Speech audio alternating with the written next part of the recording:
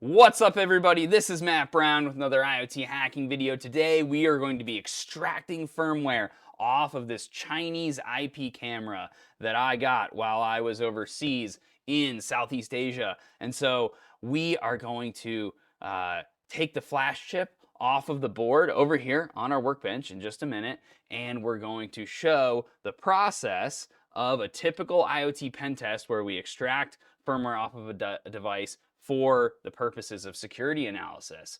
But before we get into that, my name is Matt Brown. As I said, I'm an IoT security professional, and I provide this YouTube channel as a free resource to you, the community, to learn how to get into this. And if you have been wondering, I would love to get into this hardware hacking scene, but I just don't know where to start, go down in the description of this video and check out our Discord server, because we have a great community. We have over 4,000 people there now that are working on projects together, are collaborating, all sorts of cool learning opportunities. So go and check out that resource. And without further ado, we're going to go over to the bench where we have the device taken apart. So let's go.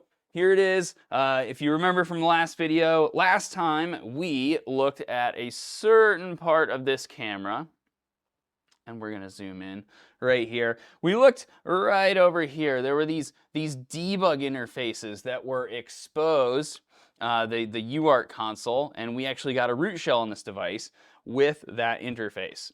Today, we're not going to be powering this device on. We are going to be performing static firmware analysis on the software that is contained in this chip right here. So on the other side of this board, we have the kind of the Linux SoC here. So baked into this guy is a CPU, some DRAM, and probably some video encoding capabilities in the silicon. And then over on the other side, right here, is our flash chip. We'll go ahead and get under the microscope just for a second. We actually don't even need the microscope for most of what we're doing today, but it's helpful so that we can get a read on the ID on this flash chip. So right here, I'm going to try to get the light in just right for you guys. We can see that this is a kind of a standard 8-pin WinBond flash chip, and we can see the ID number. Now, I have already noted this, so I don't need to write this down right now, but you can see 25Q128FV. That's probably all we need for our chip reading software. So that is good to go, and I'm gonna go back out to the bench camera, which is zoomed in. I'm like, why is it like that? All right. So here we go. This is the chip we want to take off, and let's show what we're gonna do here. I have here my hot air gun, and we are just gonna use this without any flux. On these 8-pin chips, I can usually pull these off without any flux. Sometimes if I'm reattaching it, I will use flux, but I'm gonna try to do this at an angle. It's always harder to record this stuff. Actually, what I'm gonna do, I'm gonna let it focus, and then I'm gonna manually keep the focus right there down on the PCB. So we are just applying hot air to the chip, and just like that, see, these 8-pin chips don't take a lot of heat. It's not like those big BGA eMMC chips that require lots more heat. Okay, so now this camera, we don't need that anymore. This entire video, we can set that aside, and we have our very small chip right here, and I'm going to set that over there for now because I'm going to talk about this flash reader. This is a universal programmer. This is the X-Geku. Let's try to get that focused up there. This is the X-Geku Pro, the T76 model. So this is the latest of this line of flash readers, and this does come with some software. There is a Linux port of it, like an unofficial Linux version, but today I'm going to be using the Windows software. And so let's actually click over here for a minute to show what this software looks like. So you can see here, we're in the software, and I've actually already gone ahead and searched through the database of supported chips. Let me just like remove that just to see like how many different kinds of chips are supported. Let's go to WinBond here, the manufacturer of the flash chip that we have pulled off of our camera. You can see all of these different models of that chip, but the search function over here, now if you like type too far, just a little hint with this software, it'll go away if you have too specific of a model number. So sometimes, like I said here, all we need is this ending FV. There were like 2 more letters of the model number after that, which are not important. And you can see here we have some options. SOIC 8 and WSON 8 are, it's more or less going to be the same chip reading profile, but we can go ahead and just, you know, click this one. It doesn't matter. Actually, I think I used this one last time. So here we go. We have selected the correct chip profile, and then when we go to device info right here, we can see that so sometimes, this is a warning, sometimes these diagrams can be wrong or maybe not wrong, but misleading.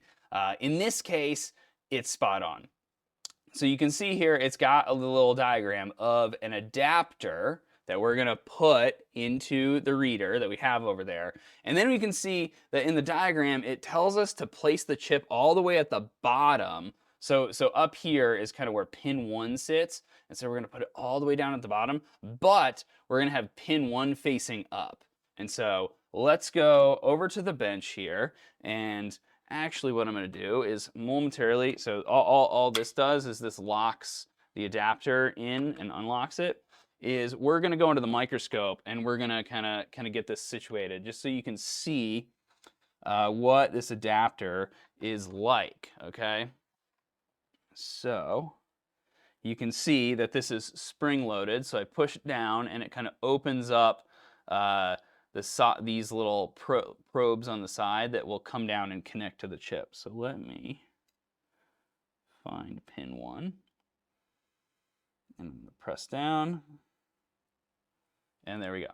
So you can see the pin 1 indicator right here is that little indented circle, and then we can see on the microscope here, this is also why having a microscope is really nice for stuff like this, because although it's not completely necessary, it is nice to know that I have a solid connection on all 8 of those pins. So now we can go back to our bench camera, and we can show how this, so pin 1 on this adapter is up here in that corner, and so we're going to pop this in there, throw that lever to lock it in place, and now that should be good to go. And so all I'm going to do is slightly out of frame here. I'm going to plug that into my computer, and now we should see a message over here that said programmer connected in this little status screen over here. So it is ready, and we can now go to device. When we go to read, you can see there's read and read ID.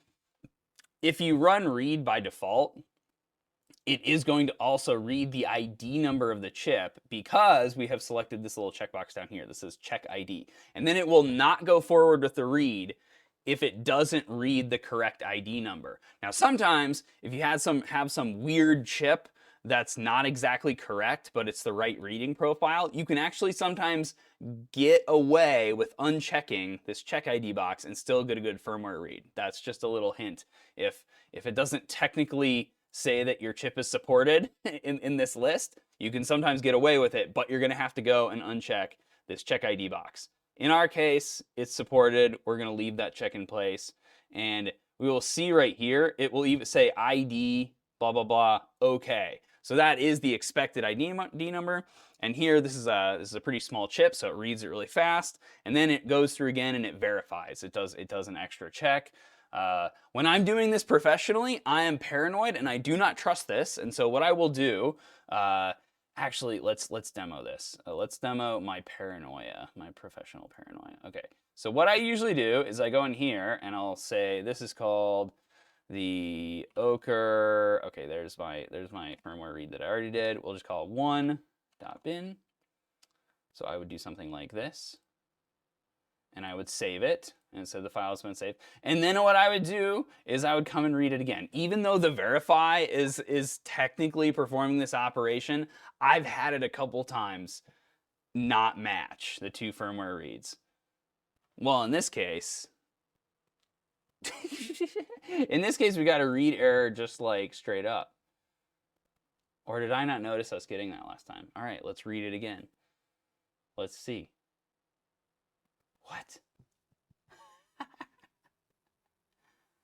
Okay. Something is not reading correctly. That's fascinating. Okay, we're gonna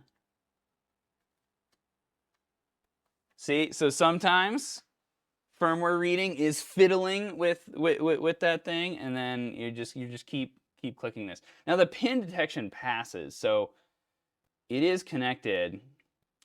So what we're gonna do, and it was successful this time. Okay, so there we go, save, and now I'm going to the ochre and call this 2. Okay, so let me show you what I'm up to here. This is just a demonstration of my professional paranoia. Then what I'll do is I'll come in here and I will what the heck, I'll hash 1 and then hash firmware 2, and they match. So the hashes match. We're good to go. And then I can even go and we can transfer this file. So I did already do this read, as you can see, but we'll just transfer this file to my system over here. And now in our shell we have this, and we can even perform this check, and we can see that those hashes match, because there we're testing if like SSH did a bad job copying over the file. I have spent the reason why I have all this paranoia. This is painstakingly acquired wisdom, and it's because I've been working on a failed extraction, which is this next or unpacking of the file system, which is the next step we're about to do. I've had problems with that took hours of banging my head against the computer to figure out, like I had a bad read or a bad file transfer. So that's why I'm doing all of these double checks, kind of to have like my own like chain of custody from the flash chip to my Windows machine to transferring it to my Linux machine. I just want to make sure it's always the same piece of firmware, which it is in this case. Now what we're going to do is we're going to go and run binwalk on this firmware file, all right? So we are going to run binwalk. Let's just run it without any other arguments right now. And you can see that it detected a JFFS2 file system. That is a writable file system, so that's probably going to contain configuration data. That's going to contain data that changes over the life cycle of the camera. We also have a SquashFS file system, which is read-only by its nature. It is read-only, and so that's where you're going to have, system binaries, things like that do not need to be changed, again, during the normal life cycle of the device. And then we have a uimage header, which is the Linux kernel. And then up here, we do have a version string indicating that this uses U-boot, which of course we already know if you watched the previous video where we interacted with the bootloader on this system. So, but now what we really are here for is to extract these file systems and actually be able to explore them on this system. So to do that, we're just going to throw on the TAC-E flag here on the binwalk command, and it is going to successfully extract the uimage, SquashFS, and that JFFS2 file system. And by default, the new version of binwalk throws everything in a directory called extractions. So we're going to go pop over there and into this directory, and then it names those directories by default. It's just like the hex offset of where that file system was found inside of the firmware image. And so we just want to like kind of casually look through here, right? Because this is my first kind of look into the firmware here. So one of the first things I like to do is look for some credentials or something like that. Now, if you remember from the last video, we did find a password hash that's hard-coded on this device. I haven't been able to crack it yet. One person trolled me really hard in the YouTube comments and said that they cracked it, and it was not correct. So I definitely went and tested it after you made that comment. It's not true. So there is that shadow file here, and so this, again, statically, we can also acquire this password hash via this method, via the chip off. So, but let's look for some other stuff, other fun stuff on this system. So what I also like to do is I like to look for binaries that I can reverse engineer. So in some of the next videos, we're gonna put that chip back on, and we're gonna start interacting over the network with this device. So far we've interacted via the console. Here, we're taking the firmware off of the chip. Next, we're gonna kind of go with the network layer on this camera. And so it will be really useful in that next phase of the pen test for us to have the binaries that we can start to reverse engineer that are responsible for hosting the services on the camera. So a good way to find some of those is just to look for anything in like a bin directory. So here we can see, again, like I said, we would expect that inside of that squashfs root file system, that is where all of these binaries are located. It's like, okay, this is very interesting stuff. There's like some shell scripts that, you know, I'm just assuming based on their names that they get run somehow when the SD card is inserted and when it's removed. So that's some interesting stuff. Here, I'll cat this one out because it doesn't look like there's any kind of like shell like command injection stuff there, but you never know. But I'm also looking for things that are like not the normal kind of system utilities here. So one of them is this mini HTTPD. Okay, so on file on it, we can see that this is an ELF32-bit executable. It's an ARM binary. That's what this CPU architecture is. Let's run strings on this thing, and let's just kind of like page down through the strings, and we can see that this is actually it's a web server. It's a kind of a lightweight web server, and this is actually a open source piece of software. So it is called Mini HTTPD. So this is the website that hosts this Mini HTTPD project. And it has like the log of all the changes. It has the change log for this piece of software. So it would be really cool if we could find out the firmware version that we have on this device. And so one thing we can do is we can, we can list like run, we can, we can print out all the strings, but like let's grep for a number. All right, and let's grep for more than one number, and then let's do like a dot, right? Because usually firmware versions, software like versions are going to be a number dot another number, right? So this is kind of my like first like easy like regex hack to like try to extract a version number out of a binary, and in this case, it does give that to us. So right here, we can see that we have mini HTTPD 1.19, and we can see here that it's nicely telling us that this is from December 2003.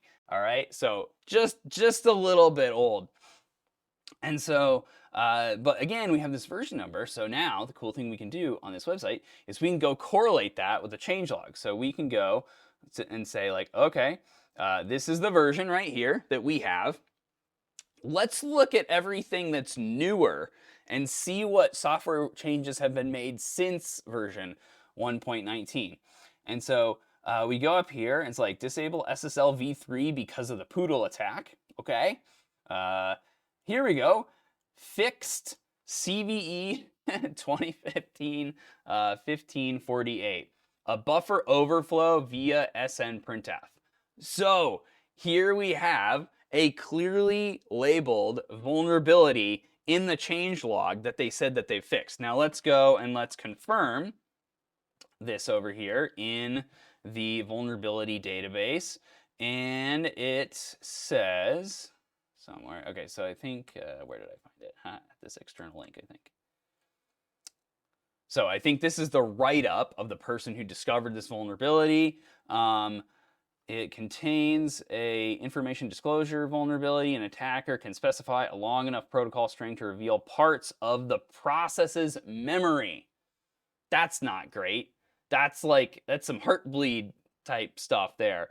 Okay, and it said this vulnerability affects 1.21 and earlier. So as far as this researcher is concerned, this is a vulnerability that existed all through the code base, and our 1.19 would be affected by this. So when we put the flash chip back on later, we are definitely going to try to exploit this. So this is obviously going to be a binary that we're going to want to copy out, right? So maybe what we're going to do here is we're going to go back a directory, and this is something I always like to do. Obviously, I have all of the binaries extracted, but I like to make a copy of things that I'm especially interested in.